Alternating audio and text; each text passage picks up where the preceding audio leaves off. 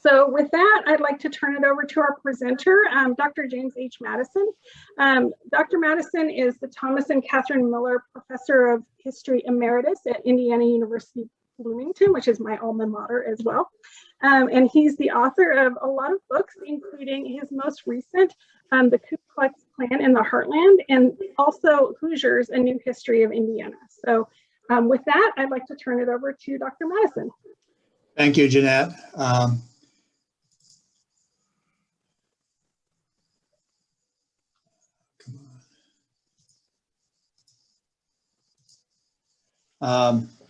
There we are, and everyone can hear me and see the slide. We're okay on the technology side. Good, great. It's a pleasure to have a chance to talk, and I see quite a few familiar faces out there. So some of you may have heard my rants before about some issues. I want to give a shout out to local history services. I think the Indiana Historical Society in the last few years has really done a good job in getting that great Lilly money and in finding ways to use it creatively and importantly. And also to the county historians who serve at pro bono wages and who are part of what I see as a renaissance of local history. I detect a significant change going on across Indiana and across America in county historical societies and museums and organizations where good, smart people are volunteering, some professionals even, who are hired in some institutions, but mostly good volunteers stepping up and doing history in a somewhat different way than the generation before did it. So I'm going to talk about, I think, the most difficult subject in America today.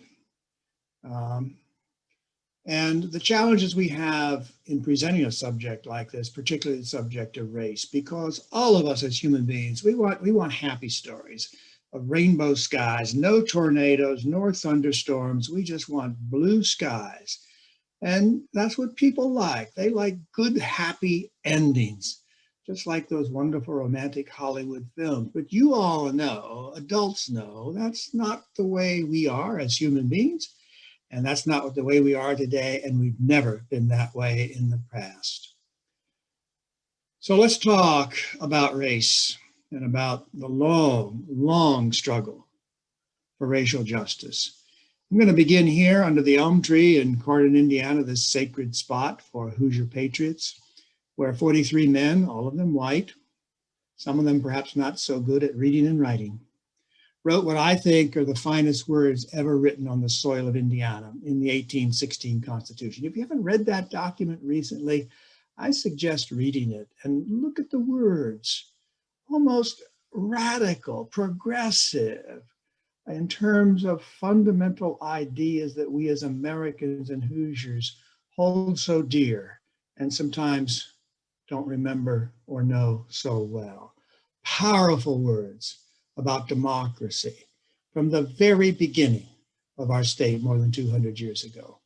Now, you all know that you read something, you hear something, and your antennae as historians should go up, and you should say, wait a minute, is there another side? Or really, if you're a historian, you say, there's not just one side or two sides, there are many sides to this story. We want to do our best to tell them all. And the story of pioneer democracy has a very, very important other side to it, because the Constitution of 1816 included this provision: okay, fine, if you're white and male. If you're female, no, sorry, no voting. If you're Black, sorry, no voting. And that's what I want to talk about today: African Americans, the denial of freedoms. We begin with the hard truth of slavery. White Americans for centuries have tried to deny that truth. There are even some today who deny it or want to paper it over or pretty it up, but there's no way of denying it. I like the simple fact: no other nation, no other civilization built a more sophisticated, structured form of forced human labor than did the Americans. And we have paid as a nation, I believe, an immense cost for slavery, and I believe are still pain today, an immense cost for that system of slavery. So you can't ignore it. You can't even ignore it in Indiana, because Hoosiers struggled with this even before statehood. I don't have time to go into the details here. You can read about it in numerous places, including my book, Hoosiers. William Henry Harrison, the territorial governor, and others of his sort tried to disguise slavery by calling it indentured servitude. But it really was, in practical terms, the same thing for the slave and for the child of the slave, which is a dead giveaway what kind of system was in place here. Fortunately, tremendously fortunately for all Hoosiers, they lost. Harrison and his pro-slavery group, Virginians mostly, lost the battle, and the anti-slavery group won that battle in 1816 and wrote their victory into that 1860 Constitution. Think what would have happened if it had gone the other way. Think what would have happened if Indiana had been part of the slave-holding South in 1861. We have lots of stories about slavery in Indiana, and they're important stories. Folks are very keen on the Underground Railroad stories because they tend to be happy stories. We know a lot more about the Underground Railroad. We know, for example, that many of the conductors, many of the important organizers of the Underground Railroad were African Americans, not just white people like the Kaufmans in Wayne County. We know a lot more about this. We also know, I think you must know, that there are a fair number of myths and untruths and undocumented assertions about the Underground Railroad. I've said for years, if every tunnel or underground structure had been an Underground Railroad station, the South would have been completely absent of slaves escaping through Indiana. As or more important in my mind are these Black rural settlements that appear all across the state. Free Blacks who create their own communities in places like Grant County, Indiana. This is the Weaver School in the Black community of Weaver. I love this photograph. There's one fellow in the front row, two in the front who don't have shoes.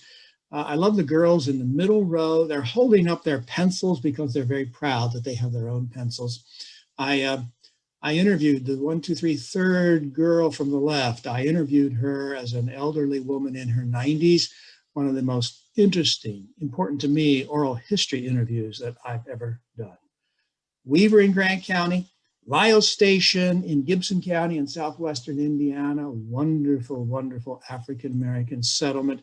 Later on, they built a consolidated school, and that school is now a museum built by volunteers led by Stanley Madison, no relation that I know of, and other local volunteers who created that in that school, a wonderful museum telling the story of this one African-American free community before the Civil War.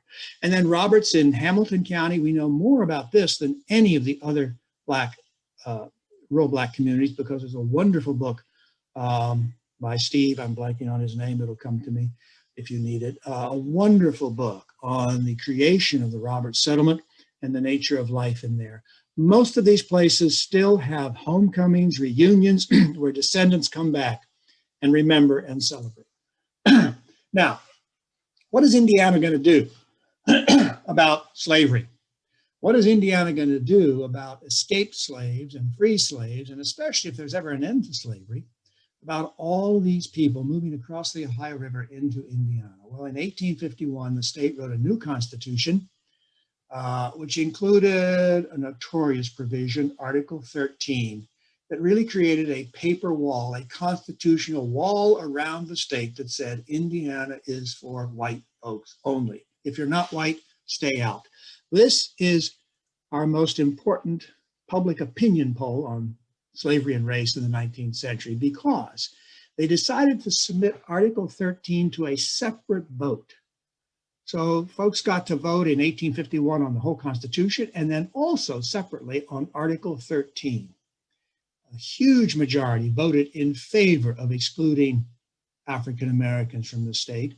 Only 4 counties had a majority vote against exclusion. You can look up the vote in each of your counties and find out exactly the number of people in favor of and opposed to Article 13. We're talking about race and slavery, and of course you know this is what leads to the Civil War. You probably hear people tell you all sorts of reasons why the Civil War began that they learned in high school back in 1959. They're simply not true. They're myths.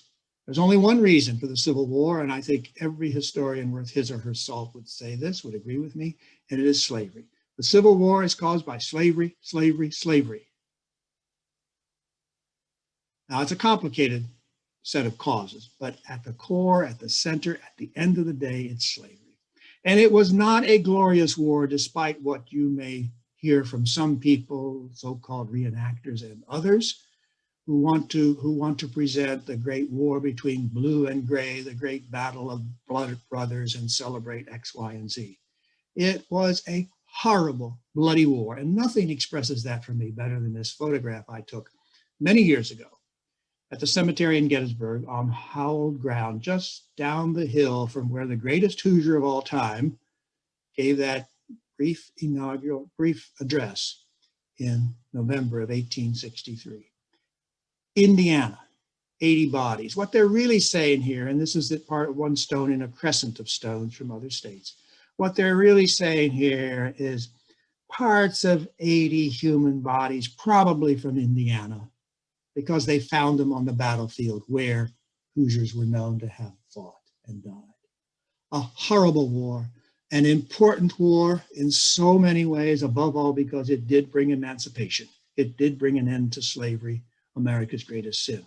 A war in which African-American Hoosiers fought, and we know bits and pieces of this, but we still don't know the full story of this, I'm sad to say.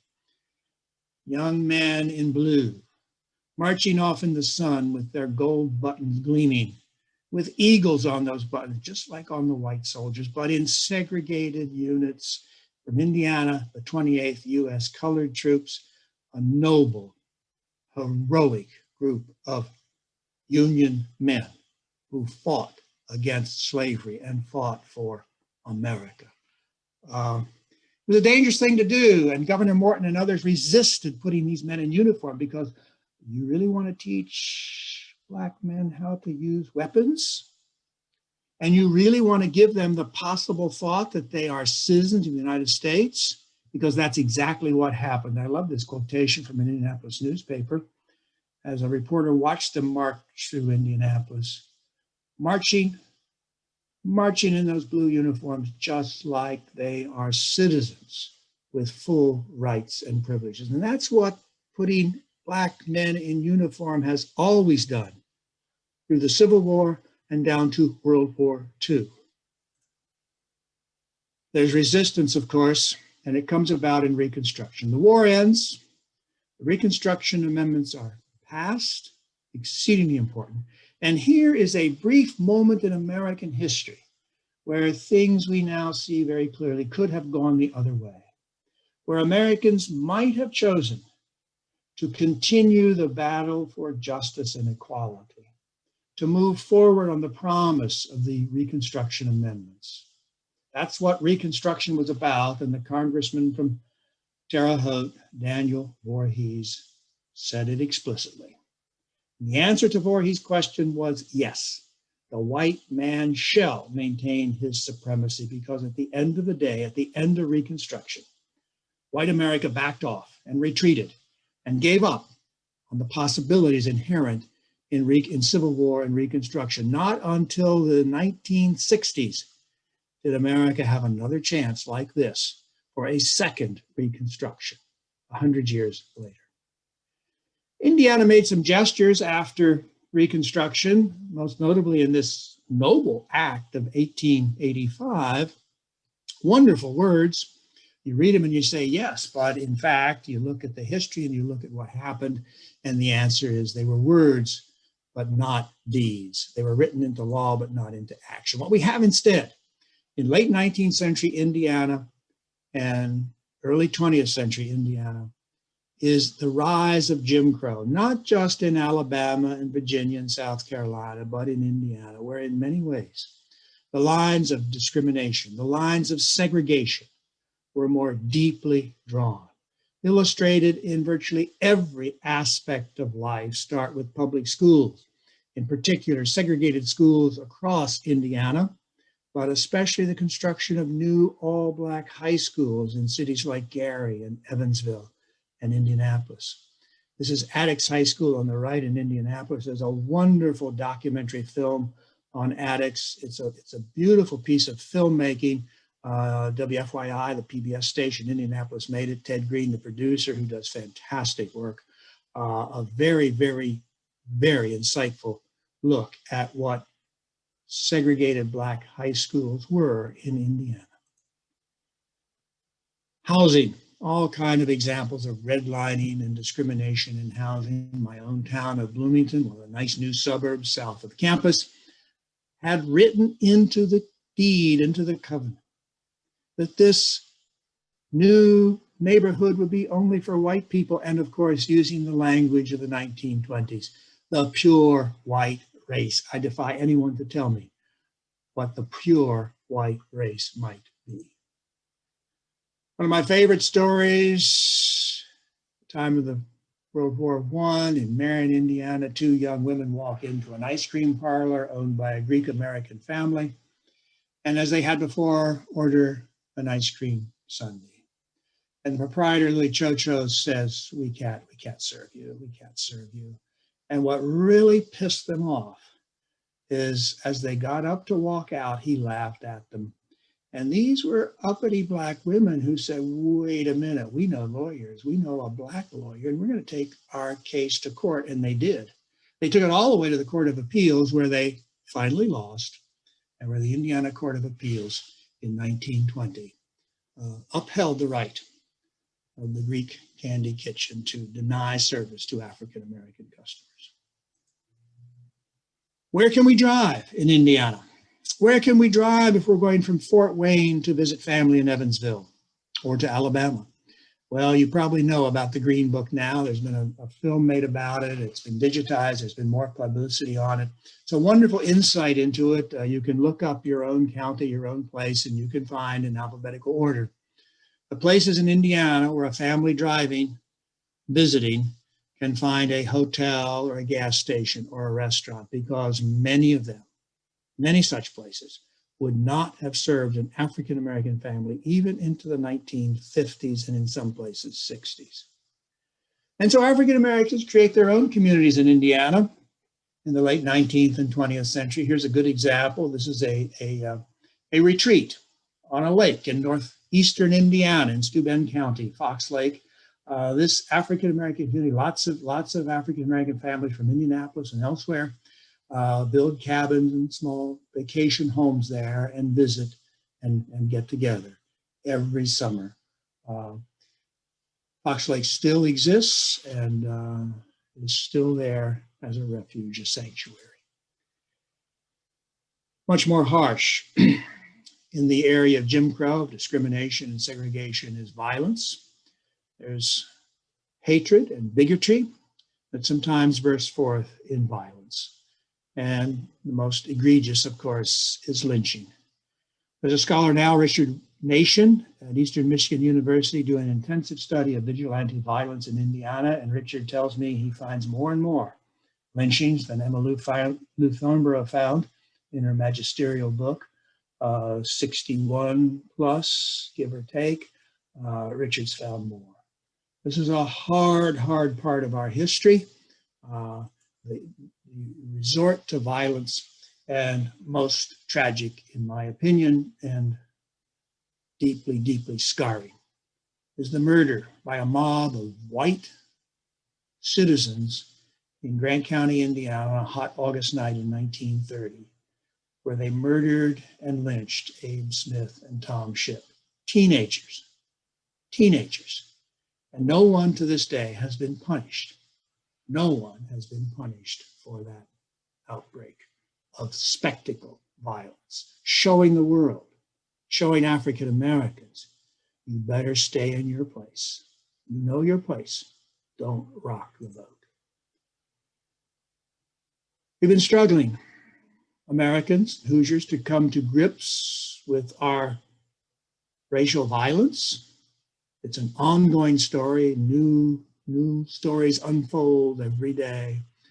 An important part of that struggle is the Memorial for Peace and Justice in Montgomery, Alabama. If you've not been there, it's worth traveling to Montgomery to see Montgomery, which is a fascinating town, but especially for this memorial, and to find the names of these two Hoosier teenagers who were lynched in Indiana, as well as other names. Part of an ongoing, deeply difficult and complex struggle to come to terms with the tragedies of our past.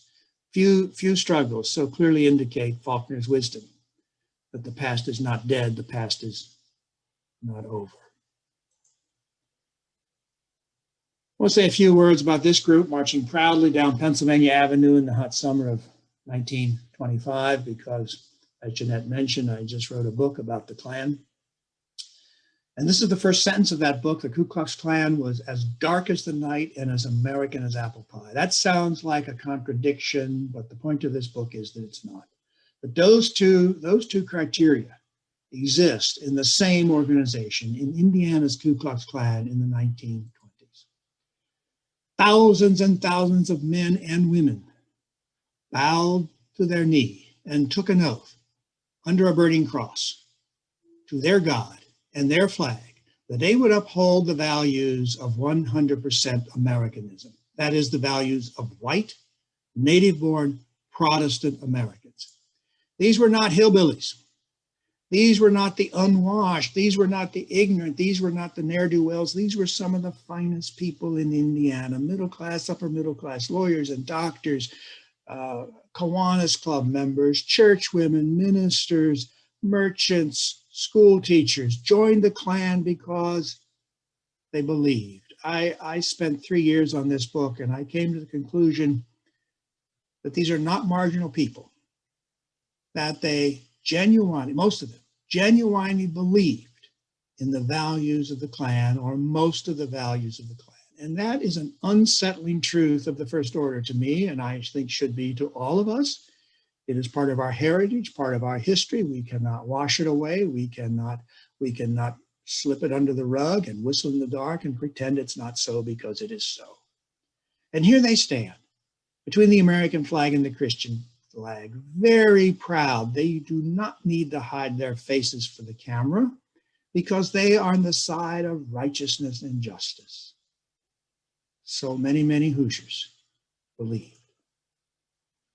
Part of the Klan story, an essential part of this Klan story, is the partnership between the Protestant churches, Methodist, Baptist, Disciples of Christ, and others, and the Klan, illustrated by this Sunday morning service, which occurred, this kind of thing occurred all over Indiana. On a Sunday morning, robed Klansmen marched into a church, a Protestant church, down the central aisle, up to the altar, placed a cash offering on the altar, while the congregation in choirs sang the great hymn, Onward Christian Soldiers. Symbolic of the relationship between Protestant believers and Klan believers. The enemy were many, those who were not white, native-born, Protestant, above all Catholics. And this is an important part of the Klan, because it's so hard to understand anti-Catholicism today, but if you can get your heads around what it was in the 1920s, all sorts of other values and beliefs and hatreds open up. Not just hatred of Jews, not just hatred of African Americans, certainly true of the Klan, but why Catholics? What is it about Catholics? There was opposition to the Klan in Indiana. Here's one of my favorite, a lawyer from Kokomo who leads the fight in the Bar Association, the Indiana Bar Association, to condemn the Klan.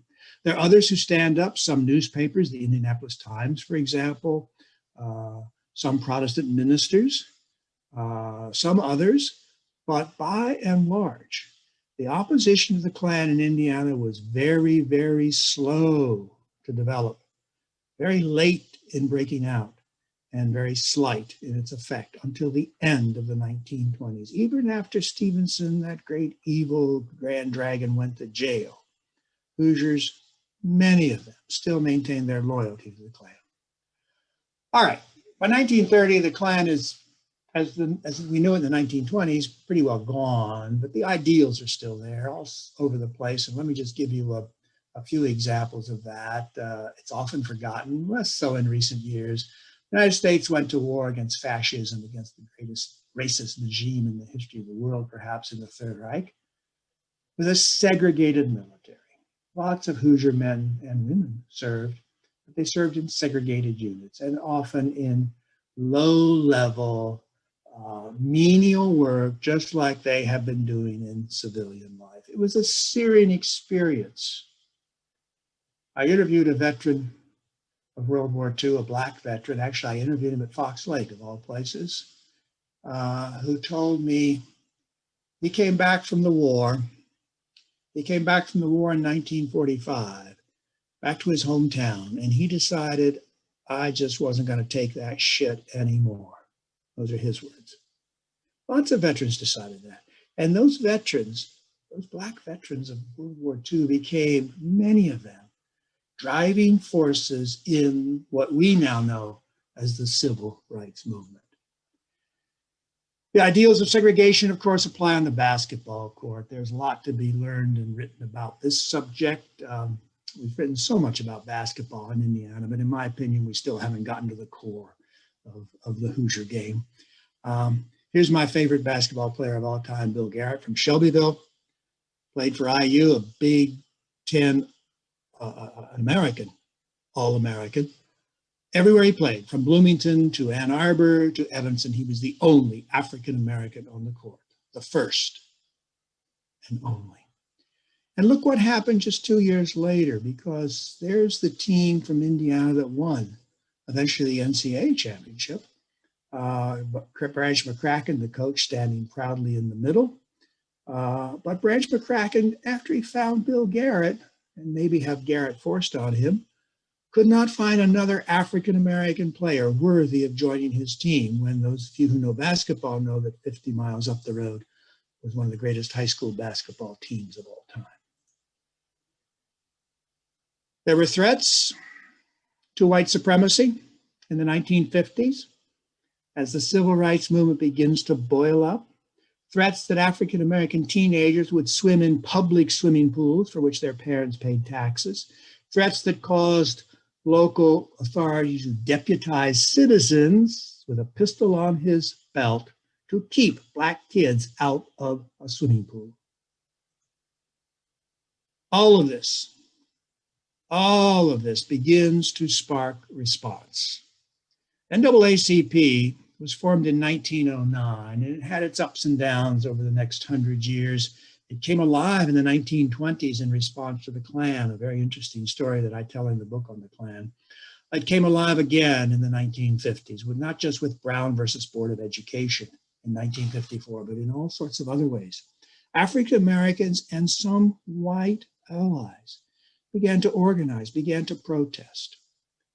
My favorite of them all is this fellow, Mike Ransom, born in Indianapolis, went to Crispus Attucks High School. That's the only high school he was allowed to go to. Very smart guy, great athlete. Graduated from Harvard Law School in 1939, the only African-American in the Harvard Law School class of 1939. That tells you something about Mike Ransom. Went into the military, rose to the rank of captain, served overseas, came back to Indianapolis, and instead of making a ton of money practicing law, he went into civil rights. Here he is at work, leading a workshop for white ministers, explaining to them the possibilities of civil rights, the possibilities of change, the possibilities of justice. And here he is behind the scenes with other Black lawyers and some white allies, writing the legislation and lobbying it through the Indiana General Assembly that finally in 1949, at long last, insists on the desegregation of Indiana's public schools, a major turning point in Indiana history in which Mike Ransom played a big role.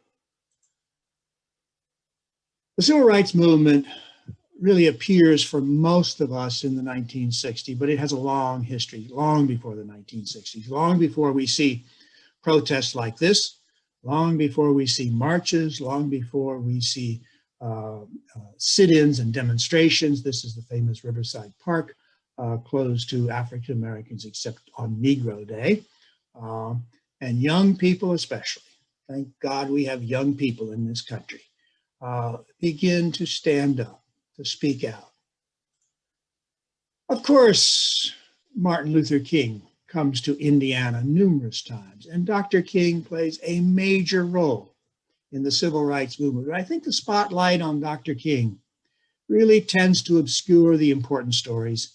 As important as his story is, I believe the important stories are at the grassroots level. The important stories are in all the communities of Indiana. Maybe it's protests, marches like this one in Fort Wayne.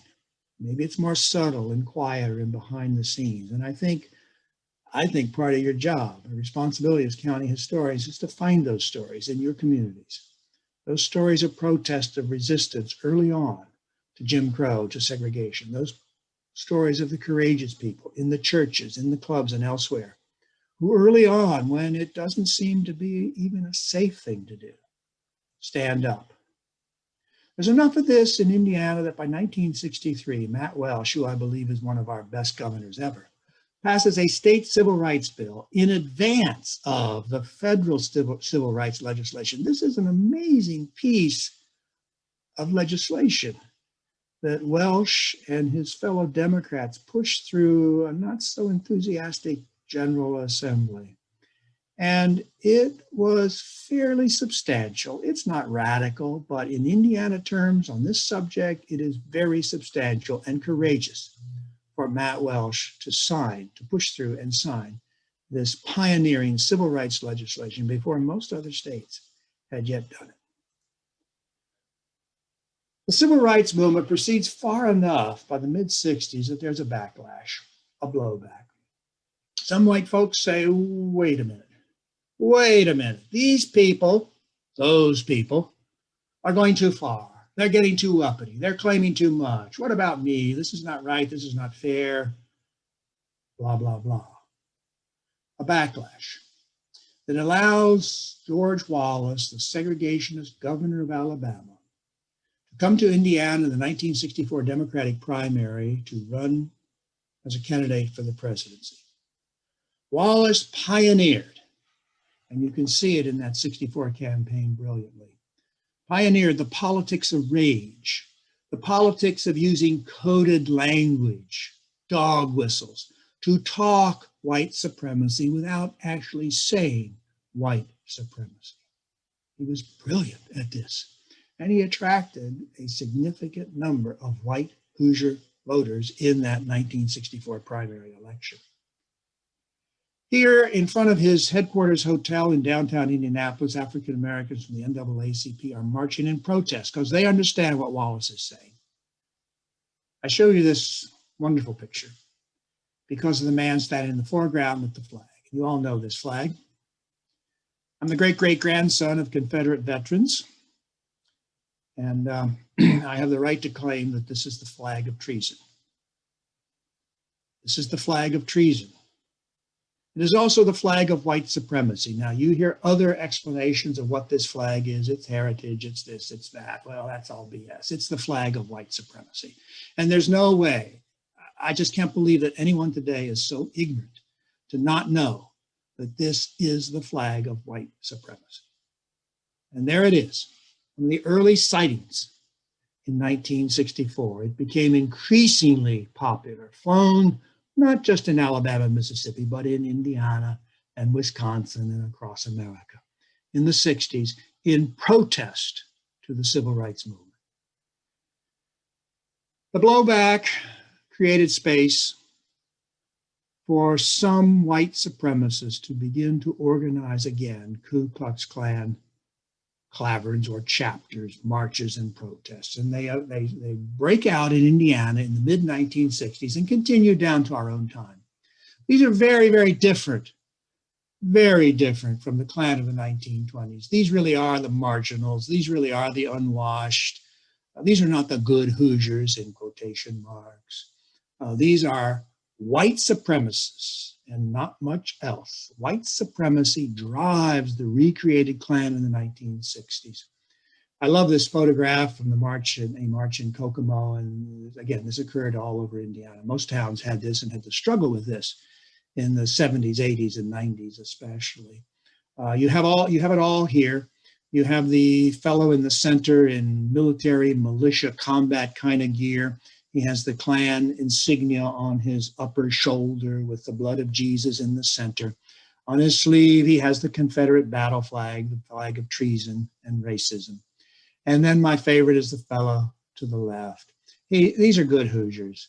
These are good Hoosiers. They don't want to hate. They don't want to hurt anyone. He's just saying, it's nice to be white. I don't have anything against anyone else. It's just nice to be white, he's saying, as a good, welcome home hospitality Hoosier guy. I can't, as a teacher who's written thousands of student essays, resist commenting on the spelling of it's I''T''S. I don't think there's any justification for spelling that word that way, but I love his creativity. So the Klan is dead. The revived Klan of the 60s never amounted to much. It created some furor and a bit of violence, but nothing like the Klan of the 1920s. But the ideals live on. The ideals endure. And the descendants today are harder to spot because they don't wear white robes. They don't march and burn crosses.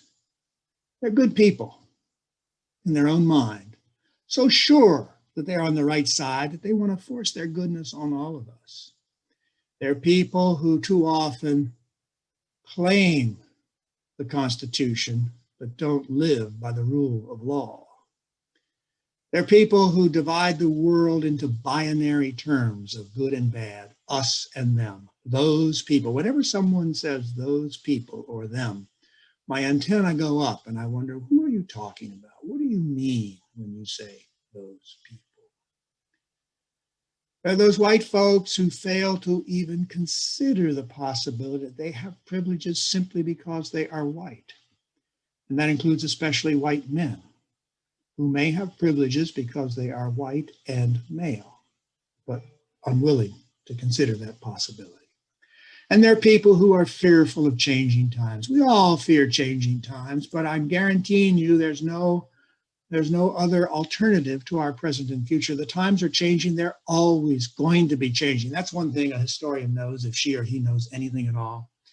My favorite example of that is on the basketball court. I played basketball in high school. I could never imagine that a girl could run the court and pass and shoot the way Stephanie White did. And I chose Purdue, not IU, for my player, my hero, because I love Stephanie White and what she represented on the court and off.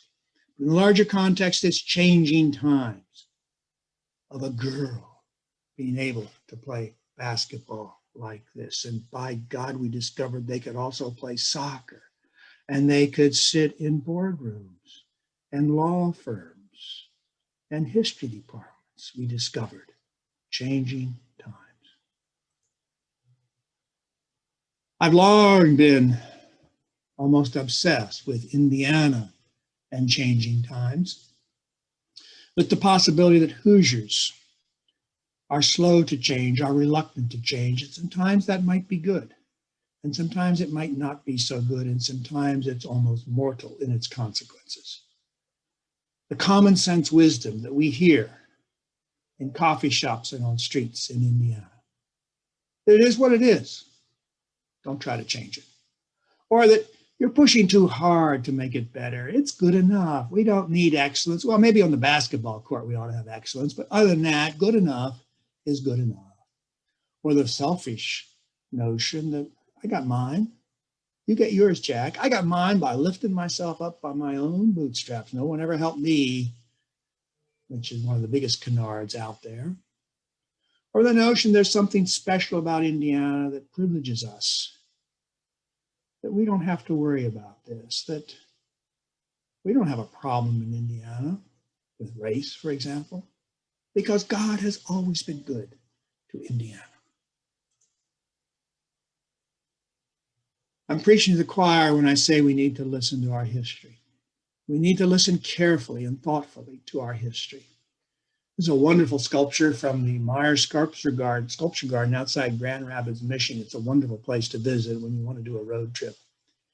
And the sculpture here has presented us with a human head, cords binding to close the eyes, binding the book of history over the ears, so that the person cannot see, cannot read, cannot hear, cannot know history. We, of course, need to cut those cords and open the many books of history. So we have stories like the story of Mary Clark, the indentured servant who took her case to the Indiana Supreme Court. Changing times.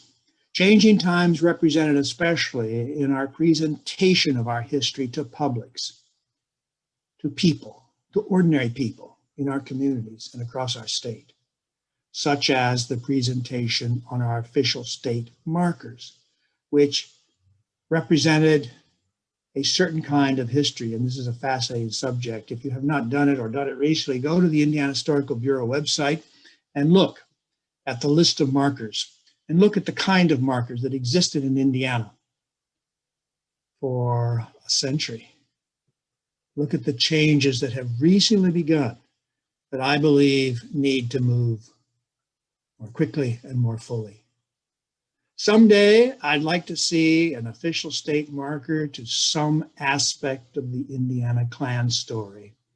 I have my own candidates, but some community, some group, somewhere has to find a way to put on a marker, an official marker, an acknowledgement of the Ku Klux Klan in that community. Maybe it's opposition to the Klan, maybe it's whatever. There are lots of choices. We've always had differences in Indiana. This notion that we are a homogeneous people, that all Hoosiers are alike, is poppycock. It's never been that way from the very beginning. From the very beginning, even among white pioneers, there were differences in terms of where they came from New England, from the Mid-Atlantic, from the Upland South, bringing different cultures, different religions, different ways of thinking, and they did not always get along. There were conflicts in these differences. Differences have always been part of our history. Differences, I believe, are at the center of the fundamental question, what is America? Is America a place in which we're quite happy to see the Klan, if only metaphorically, march down Pennsylvania Avenue, as it did in the 1920s? What is America? Who are Americans? And my special interest, what is justice? What is equality for all? How do our American values square with the reality of America today in these matters? So there he is, the greatest Hoosier of all time.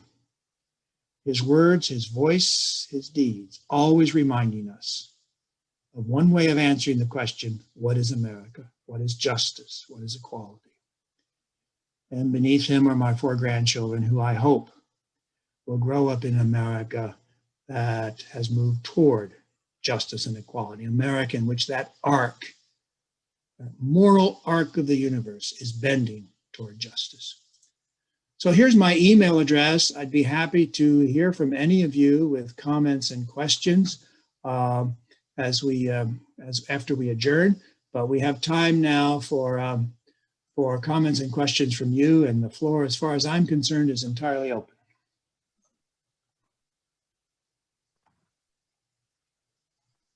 Thank you very much, Jim. And folks, if you would like to unmute yourselves and ask any questions or put them in the chat and I can relay them, either way works. And Jim, Karen said she could listen to you lecture all day. All right. My good friend Bob Barrows, who's a little bit younger than I am and has a sharper brain, gave me the author of the Roberts settlement book. It's Steve Vincent, of course, and I know Steve Vincent very well. I hope he's not listening to this because I'd be terribly embarrassed if he knew I forgot his name. Thank you, Bob.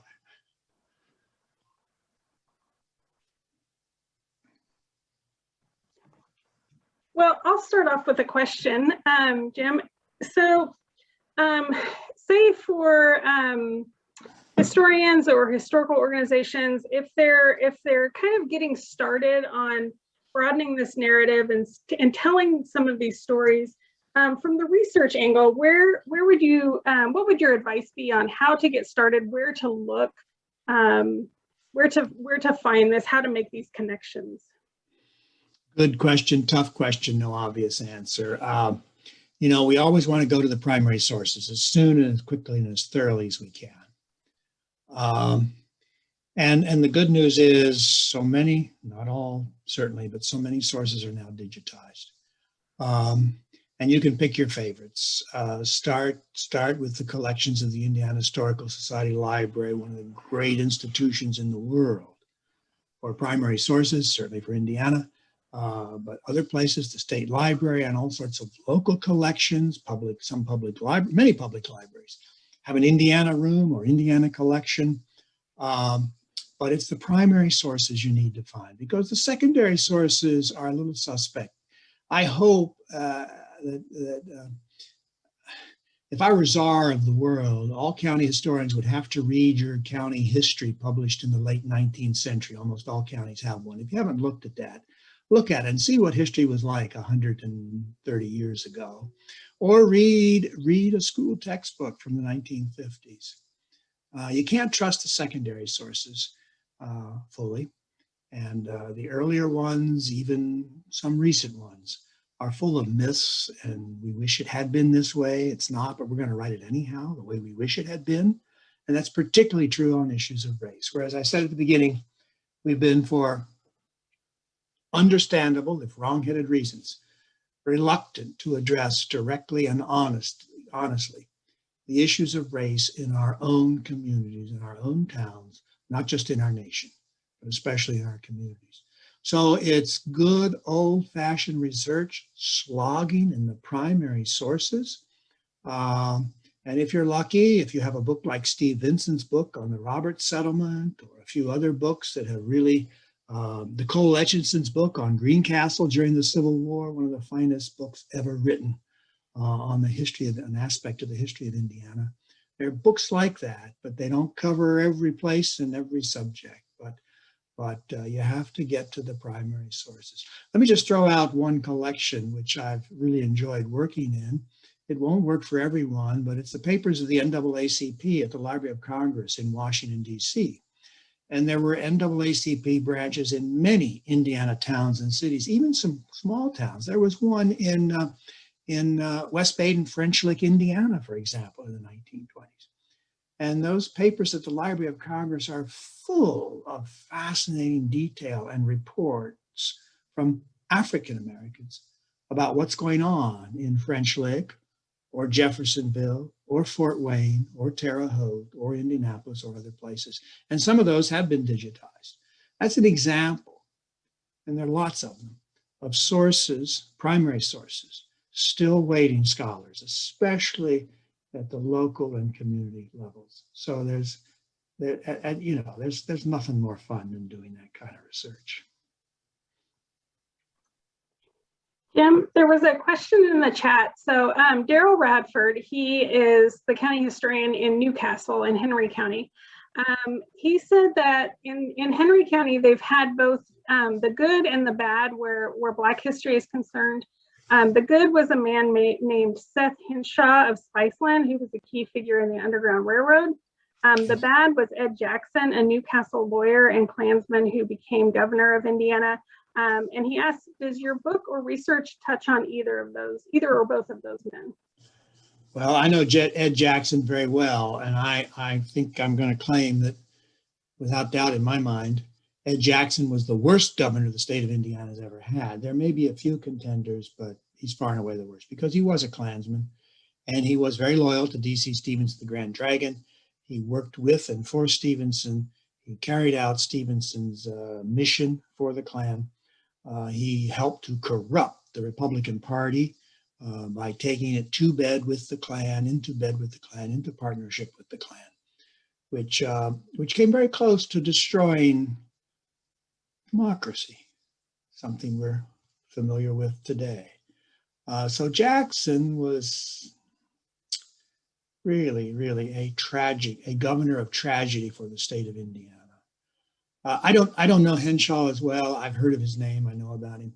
whenever I get to Henry County, I just email my good friend Tom Ham, because Tom Ham, who some of you know is the archivist at Earlham College, I think he's stepping down shortly, but Tom Ham knows every individual in 19th century Henry County and many other counties in Quaker Indiana. We don't know enough about the Underground Railroad, just to add quickly. It's a tough subject because, for obvious reasons, the records were not widely kept and preserved, and so it's very hard to know exactly what happened. The newspaper reports are incomplete and sometimes unreliable. The memories are very unreliable. So there's a lot about the Underground Railroad we do not know, that we'll never know, but we've learned in the last 2 decades, especially more and more, as historians have dug into local records, newspapers and others, and brought to light stories that are validated more or less about the Underground Railroad. And it's an important part, a very important part of our history. So we have a couple more questions in the chat. One is, have you had any pushback on the statement that the Klan is as American as apple pie? Well, it's a little harder because mostly, well, entirely, let's see. I don't think I've yet spoken about the Klan. My book came out in the fall, and I've not yet spoken about the Klan in a public audience. And so I can't talk in front of people, look them in the eye. They can't come up afterward and tell me what they think, which I've had happen sometimes, usually very politely, but questioning that statement and others. I'm sure there are people who question it, but I thought a lot before I wrote that, and I do believe it. And I would only say you have every right. Anyone can disagree with anything I've said today, anything I've written. That's one of our great freedoms as Americans that we want to make sure we always preserve. But I would ask, before you, if anyone wants to disagree with that you read my book and look at the evidence that I've gathered and tell me where I made a mistake, rather than just say it can't be that the Klan is as American as apple pie. I think it is I think in the 1920s, it was as American as apple pie. I think it is much less so today. It is much more contested. The ideals of the Klan no longer stand mostly uncontested as they did in the early 1920s.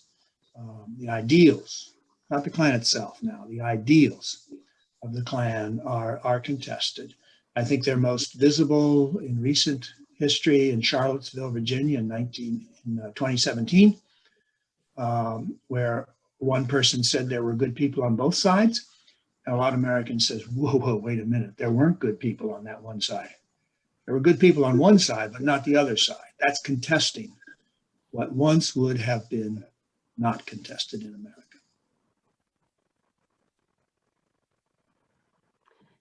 There's another question. Any idea why the 1851 Constitution had a separate vote on the 13th Amendment? We speculate on that. I wish we knew.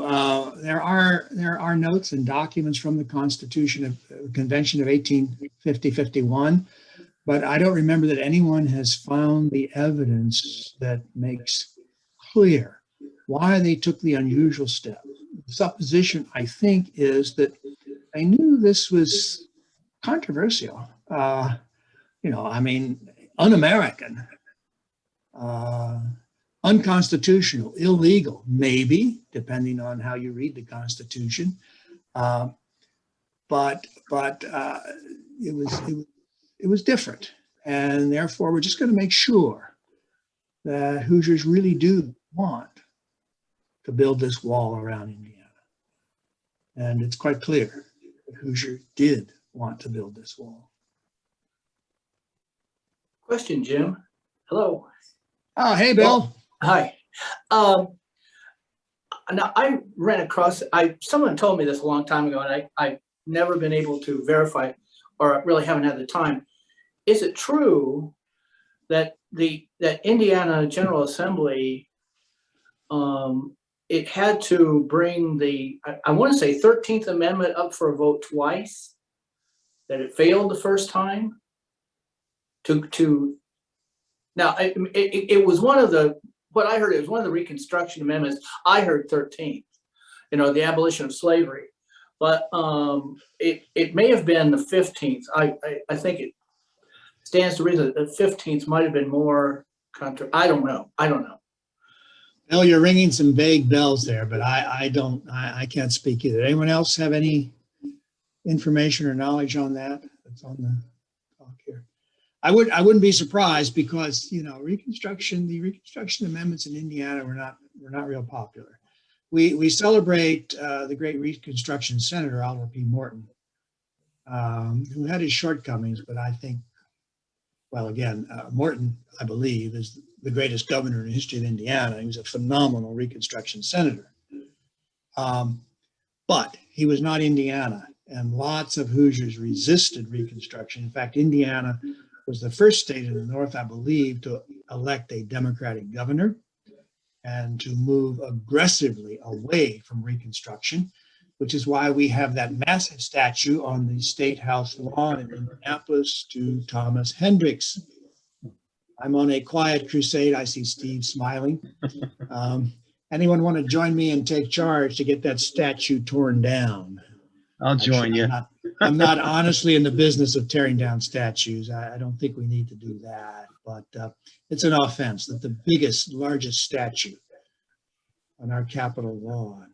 And Jim, yeah, go ahead, Steve. I think it was the 15th Amendment that, on voting rights that had great opposition. As I recall, Governor Morton, for all his greatness, and I agree with you, he probably was just one of the most fantastic governors we had, but he was sort of slow to come to voting rights for all African American men. Yeah. He supported the idea for voting for African Americans who served in the Army, but yeah, I think it was the ratification of that amendment that really had issues. One other question I had was on the 1885 Civil Rights Act.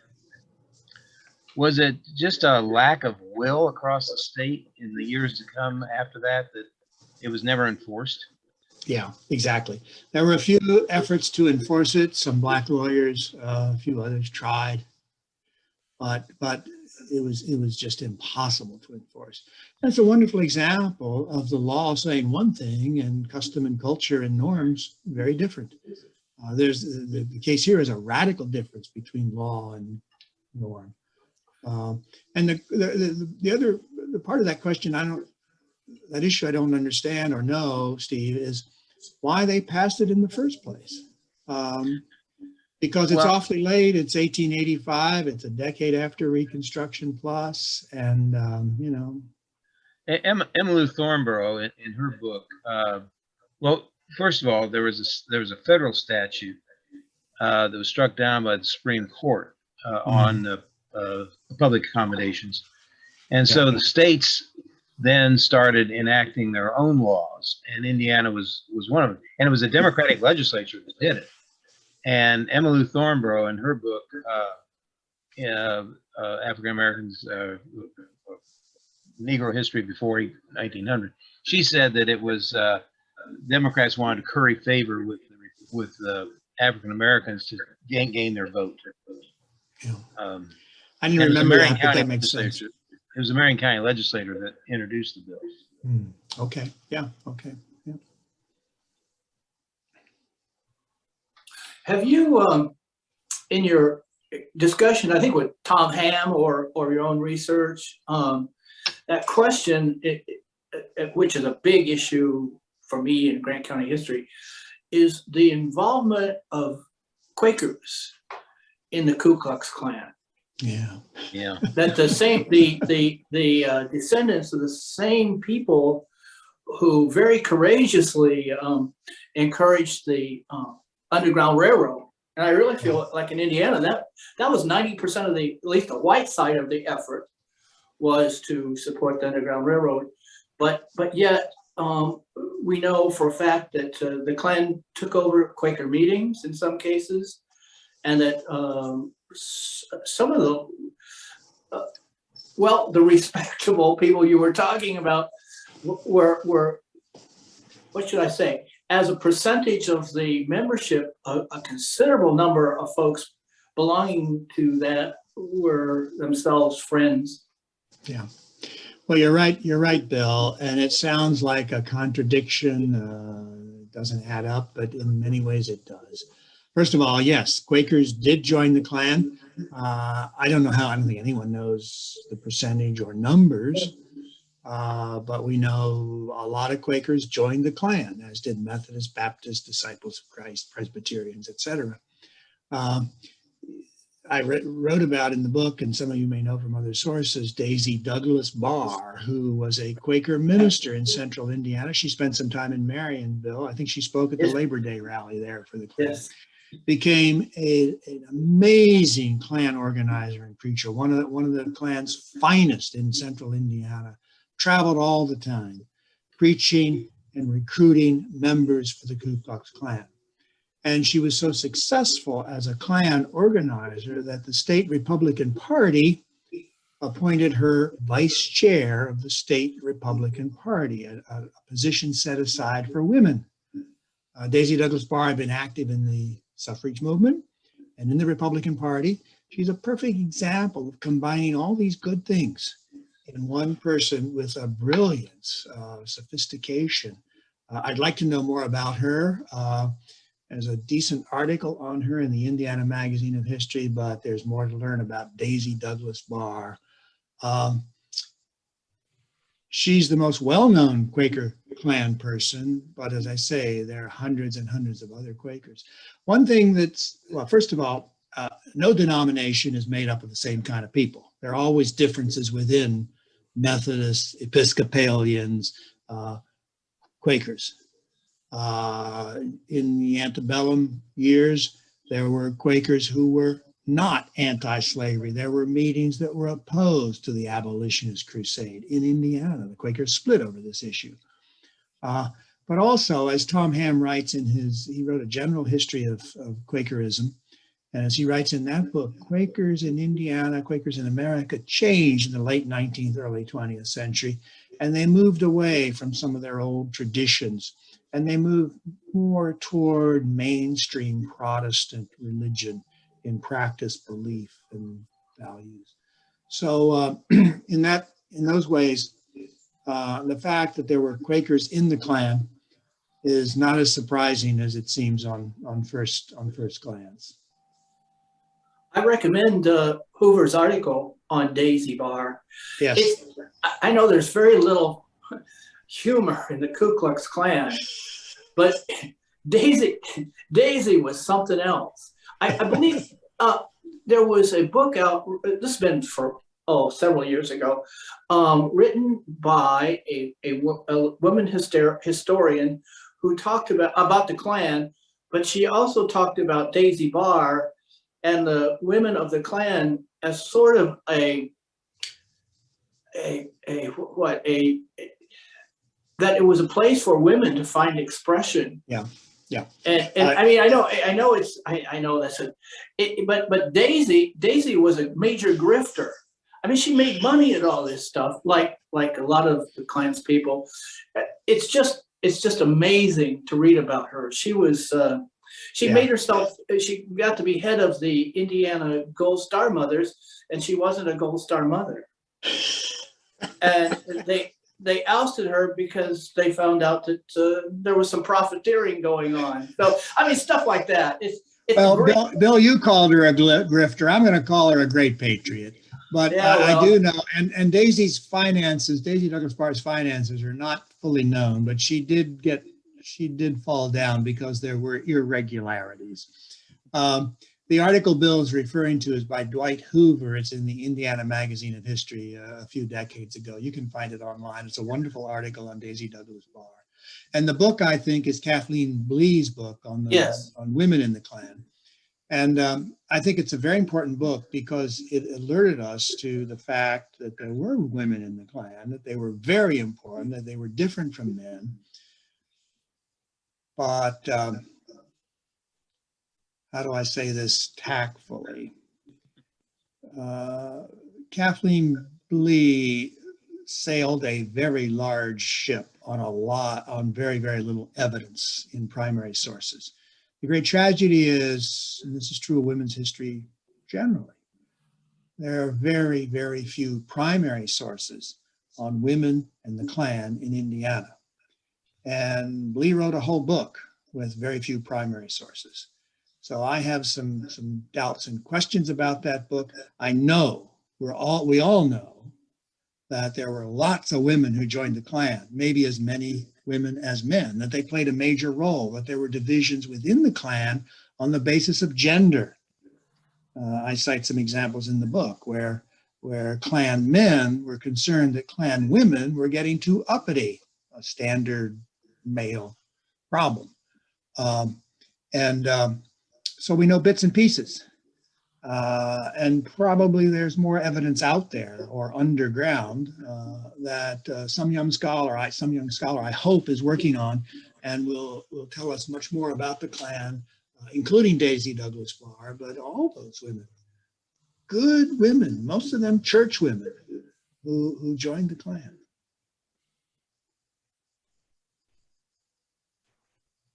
Jim, there was another question in the chat. What prompted 1949 school desegregation before Brown versus the Board of Education? Well, you can say that it was early, 1949, before the 1954 federal decision, or you can say that it's awfully late. Why did Indiana still have segregated schools into the middle of the 20th century? Well, you can answer that question yourselves, I think, because there were lots of white folks who didn't want their kids going to school with black people, black kids, for the reasons that I've sort of talked about. I think, like, you know, there's a tendency in Indiana to use the Calvin Coolidge rule of public policy, and that is that there are 10 problems coming down the road, and don't worry about it too much because 9 of them are going to go off the side of the road before they get to you. Don't anticipate too much. Don't look forward too much around the corner. Just lay back and let it be. And we have a tradition in Indiana, especially in our General Assembly, of not, in my opinion, I'm speaking now as a citizen, a General Assembly that is not eager to take on substantive issues of policy, but rather deals with marginal issues, take your pick of whatever they might happen to be. We have lots and lots of evidence of that in the last 50 years, including in the session that just ended. So in some ways, and this is not to forgive Indiana, but in some ways, white Indiana just never got around to doing anything about segregated schools. But they still existed. Some of them withered away. We had one in Bloomington, a colored school, it was called, right on the site of what became the Carnegie Library in the second decade of the century, that lasted until then, when it was torn down for the library and then moved to the west side of Bloomington. There's one in Corydon that's been preserved.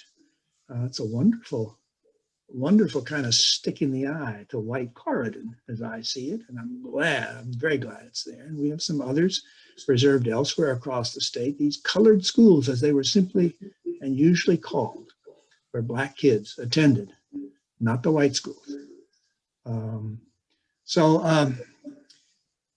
I personally think that the question is, why was Indiana so late in doing away with segregation? There's another issue I should recommend, and that is that education in Indiana from the beginning was a local responsibility of township schools, responsibility of cities and towns, not the state.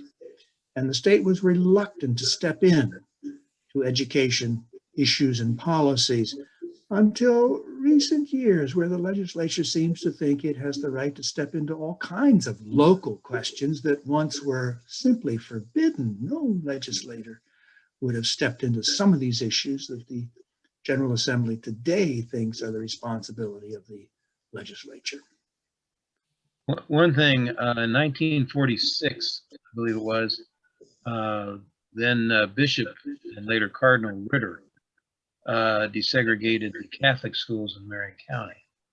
Mm-hmm. And I'm be interesting to see if that might have spurred some of the effort to then get the state to do it. I would suspect it did, because what's happening by 1946, right after the war, is that not only does Mike Ransom come back as a civil rights lawyer, but other Black lawyers step up. But as or more important, white Hoosiers begin to notice, particularly in the churches, in the Catholic Church, in some of the Protestant churches, and in the Jewish community.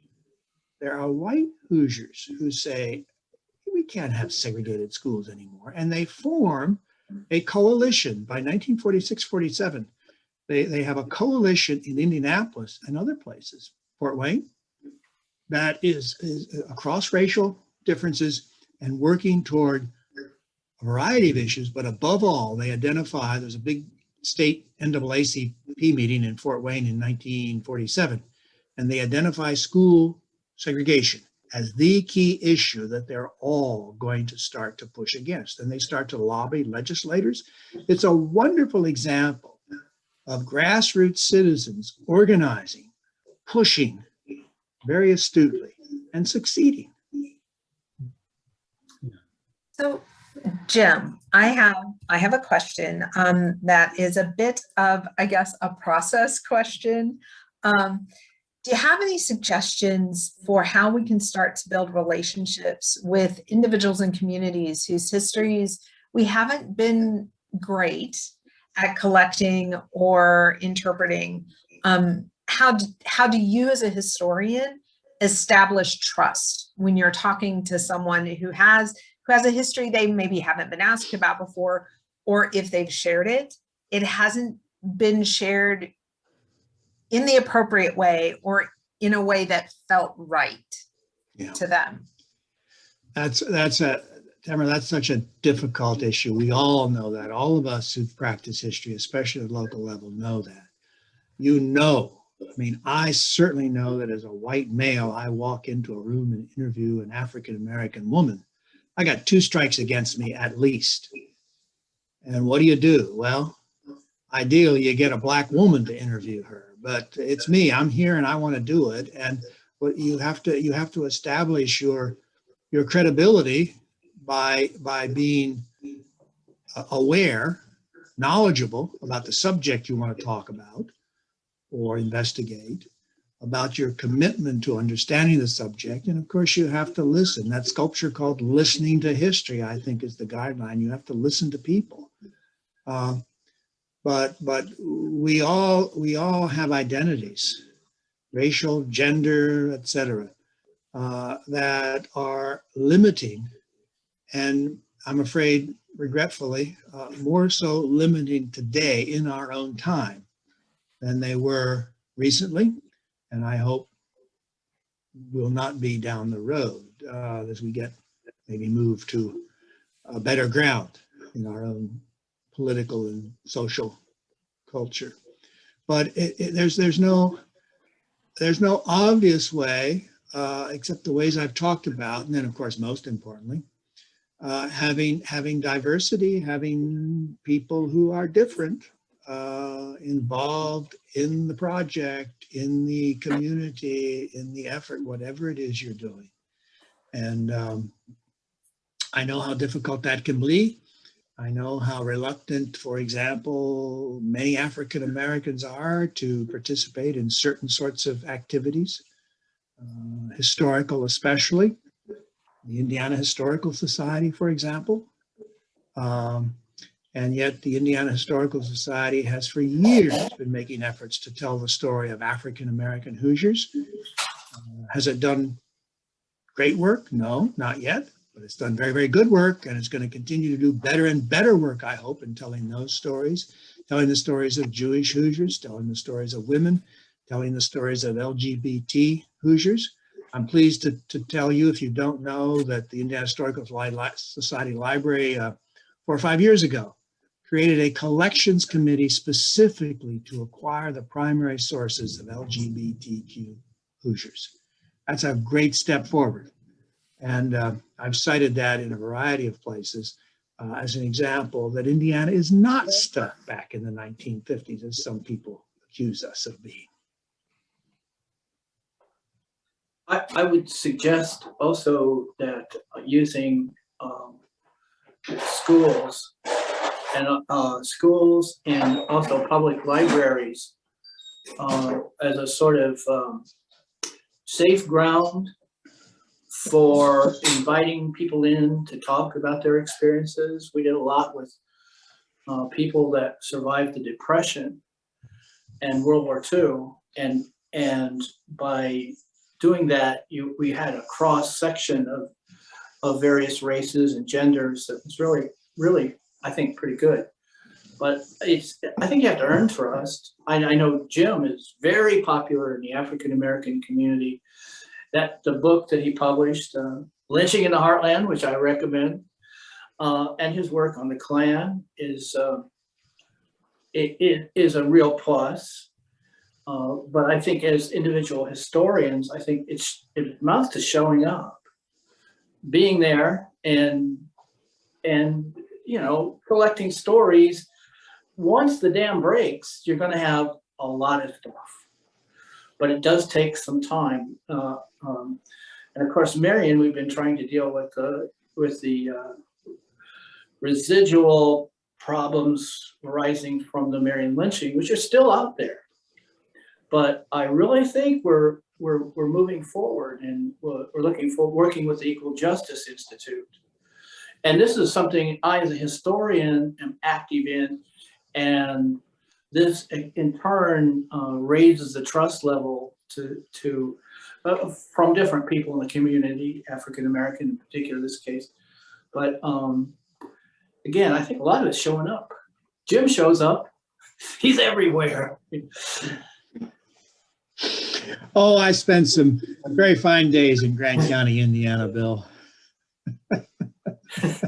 I kept coming back until they tore down the dump of a motel that I stayed in. One of my great stories as a historian. I'll spare you all the details. But more seriously, Bill pointed to schools and to children, and I've been on a kick for some time about the importance of schools and school education and what we teach in our schools and the resources that teachers have and the help that teachers need, the training, the education, the learning opportunities that teachers need and that their students need. And I think all of us have big obligations there, because school kids, high school kids, middle school kids are eager to learn. I think they're a lot smarter than most adults give them credit for. They're a lot more aware of the world. And they know there are things going on out there. They know all about Black Lives Matters. They know a lot of things, and they want answers, and they don't want the BS kinds of answers that they tend to get that are safe, that don't rock the boat. So finding ways to provide young people with full and honest history appropriate to their age, but honest, I think, is a major challenge for all of our communities. And the Indiana Historical Society has been moving in that direction, and I hope they're going to continue to move in that direction, and particularly in the area of the long struggle for racial justice.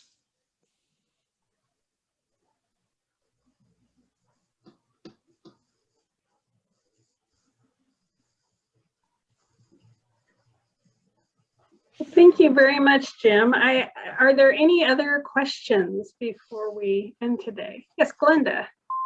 I've been thinking, thank you, Jim, very much. Hi, Glenda. Hi.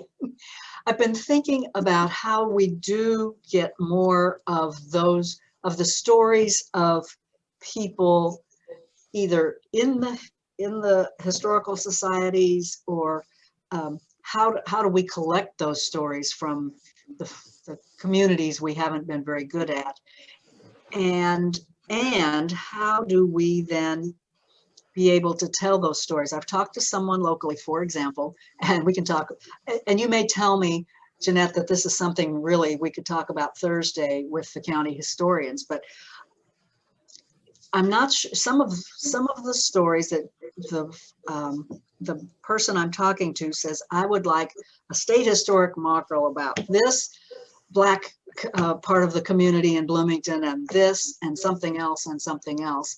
And I we haven't really delved into it yet, so maybe I'm wrong, and maybe this is going to be not as hard as I thought. But I'm thinking we may not have the materials to meet the standards of the state historic marker system. But I'm trying to think how else besides the walking tour pamphlet that we have about Black history in Bloomington, trying to think of ways that we can make those stories known. So any ideas and suggestions I would appreciate. Well, there are others who can talk about the marker program, but I'll just say that I've done a couple of markers, and it's a heck of a lot of work. Boy, they make you jump the bar and through all kinds of hoops. But it's well worth doing because you know you're putting those words in metal that's going to last for a long time, and you want to be as accurate as you can. And it's important that people have faith and trust in the markers and in all of our history, actually. That's why we have scholarship, you know, that we can trust our history, our good history. Right. I think getting the markers and getting good markers is a high priority. And maybe. And Michella, I'm sorry, I didn't have Michella introduce herself earlier, but Michella's here from the Indiana Historical Bureau, and I know they've got a marker deadline coming up soon. So we do here in just about 3 or so weeks. But Glenda, I can talk to your question a little bit. We understand that it is problematic trying to find primary sources from the Black community. And we're aware of that. And so we try to also, I don't want to say make exception because that's not it, but we understand that sometimes we need to use more non-traditional sources than say newspaper articles when we're looking into that, or we will do more oral history based when we're doing Black history topics, or we try to use traditional sources in non-traditional ways. So reading between the lines on something else from a white newspaper, they're saying this, but what does that really mean in conversation with other sources? So I don't want you to be discouraged by that. I would still pursue those topics. Casey Pfeiffer, who's our marker manager, is very good at also providing other sources or resources that we might know about that the applicant won't. Jim is right, there's a lot of hoops to jump through. It can be difficult and it can be tedious, but I wouldn't, if you have a really good, strong topic, particularly in African American history, because we are wanting to beef up our markers in that area, and particularly in low marker counties, we will help you. We will help you find those sources. We want those stories to be shared as well. So please just don't let that be discouraging on the front end. Well, this person and I both agreed we didn't have time to work on it this year, but the goal is to work on it next year. So, and Jim, go ahead and Casey, and please do be in touch, and if we can start digging into that, sooner rather than later, we're happy to help. Thank you.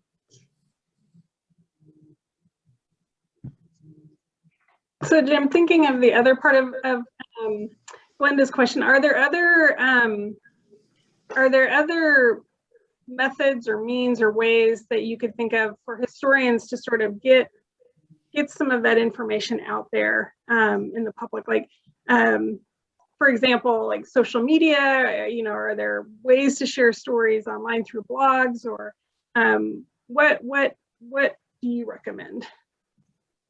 Well, of course, and we all know this. Even the most traditional of us know how social media has changed our information sources and what we see every day. And there are all kinds of Facebook posts. We have one in Bloomington, Monroe County, full of useful and irrelevant information. Do you remember when there was a coffee shop on this corner kind of stuff? Kind of interesting, actually. But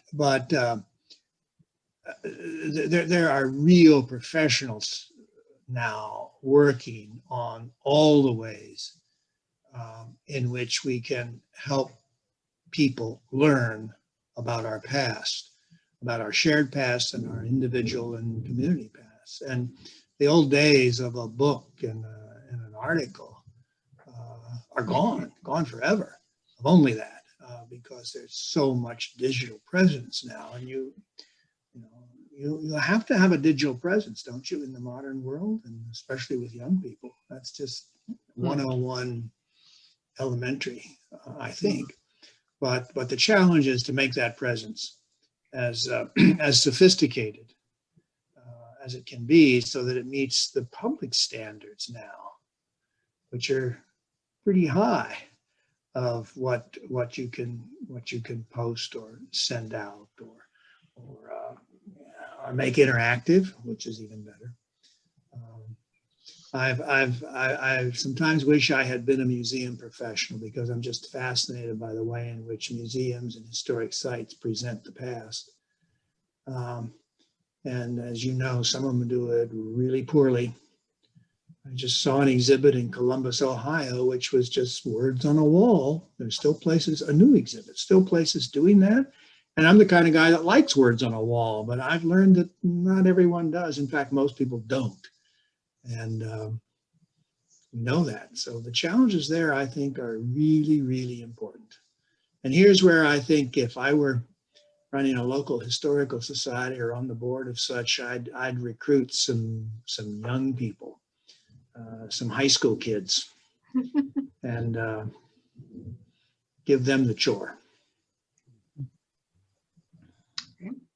There's an idea.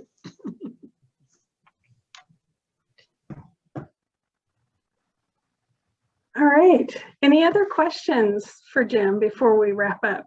We're right at time, so we could take one last one if there's anyone with a question. I have a quick question, Jeanette, unless if someone else has one, I will defer to them. But if nobody else has one. Well, while we have the great Jim Madison here, you mentioned earlier in your talk just about, any historians with sort of a lick of sense know how history is created and that it's ever changing, that we bring in multiple perspectives and new perspectives. But I feel like we're also in this time period right now where there is such resistance to that idea that revisionism is sort of a dirty word, and how can you present this new story to us? And there's really this tension and friction against what is real history, what is true history. And I think that this is an issue that maybe comes up for county historians at times, of just getting this case across that this is important, that we need to tell this other history also. And this is how history is created. This is the meat of it.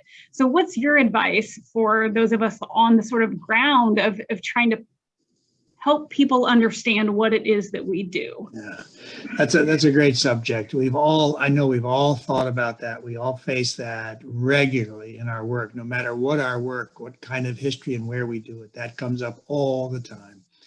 I've been accused of being a revisionist, as though it's a dirty word. And my answer often is to cite, and I've had some examples I've used at various places, a sentence or two from a 1958 textbook used in Indiana, a school textbook. I have a copy on my shelf in Bloomington. It's unbelievable. There's a high school textbook from the 1950s written by one of the great historians of that generation, Donald F. Carmody. And at the back, it has 14 Hoosier heroes. They're all white men except one, and that's Frances Slocum, the only woman, all white, 14 Hoosier heroes. That's the way history was. Very few people seriously questioned that. So do you want to revise that or not? You want to keep it that way because it's carved in stone? Well, we know that's absurd. And we know that revision is the essence of scholarship, because for all sorts of reasons. We don't change the truth, but we understand the stories much better than we did a generation ago. Do we understand them completely? Of course not. We're fallible, of course. But this takes, I think there are two categories here. One is just folks who never had the opportunity to really learn enough, not just history, just learn enough about knowledge, about ambiguity. History never comes in binary, off and on, yes or no. I've never in my life given a true-false exam. I don't think there are any true-false questions worth answering. It's always ambiguous. So I think there are people who just can't understand that. They just don't have enough knowledge and education and experience to understand it. But there are also people who could understand it if they want, but they are willfully ignorant. Don't confuse me. I know what I know. You see these people all the time. They frustrate the hell out of me, and there seem to be more of them now than there were 5 years ago. Maybe we just notice them more for certain reasons. But they're always going to be with us. And maybe sometimes you just have to say, well, here's what I believe. Sorry if you don't agree with me. You tell me your version of the past. And maybe we can have a conversation. But maybe we can't.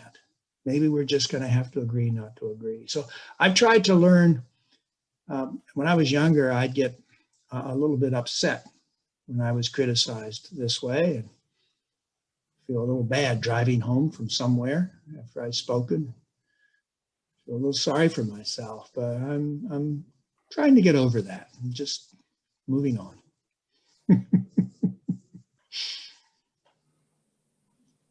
Well, thank you so much. That's a big subject. We could go on and on about that, and I've barely scratched the surface. And I know you all know what I'm talking about, and you have your own stories. So, well, thank you so much. I think I can say on behalf of everyone, we really appreciate you chatting with us about this today, and this has been a great learning opportunity. So, thank you very much. All the best to you. Thanks, Jim. And thank you all for joining us.